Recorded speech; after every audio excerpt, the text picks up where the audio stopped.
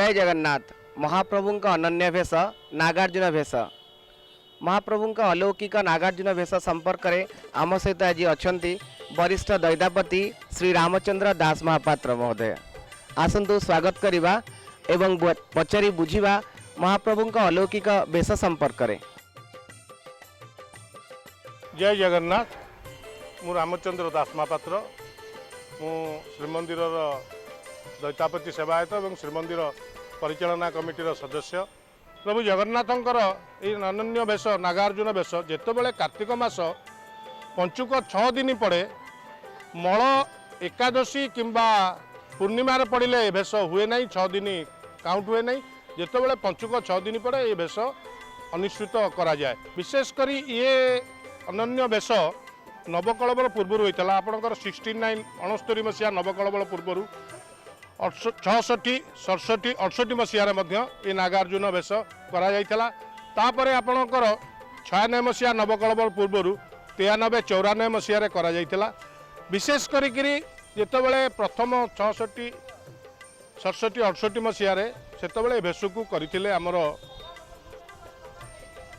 पतियारी सेवक एवं तांकर होची से भेष करुले। जितेबाला 93 मसीह सी तांकर अकाल वियोग होगला भेष को तिलोत्तमा देवी मो मदर ये भेषटी की श्रीमंदिर परिचालना कमिटी तांकू ये भेषटी करने सुजोग देता।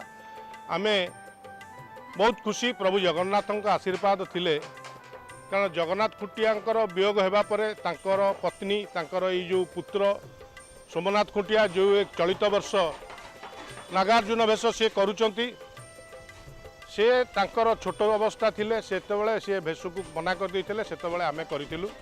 किंतु वर्तमान समय रे ये नागार्जुन भेष आपणकर चलित वर्ष जगन्नाथंकर अनन्य भेष कार्तिक 6 दिन पड़िथिबा हेतु ए भेष करा जाउची द्वादशी मलरे ए भेष करा जाउची। ए भेष मध्य चलित वर्ष जगन्नाथ खुंटियाकर पुत्र सोमनाथ खुंटिया तांकर भेष करने श्रीमंदिर परिचालना कमिटी श्रीमंदिर प्रशासन तरफ समस्त सुविधा तांकू जोगे दि जाइए एवं ए भेष चलित वर्ष सी करेंगे।